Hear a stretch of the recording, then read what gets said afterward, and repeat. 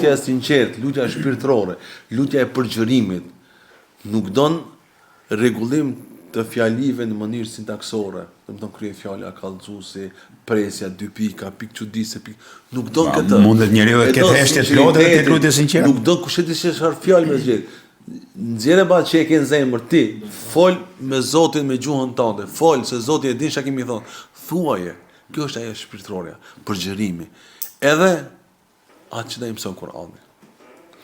Sekreti i krejt librave është në Kur'an.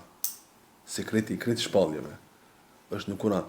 Dhe sekreti i krejt Kur'anit është një ajet kuranor.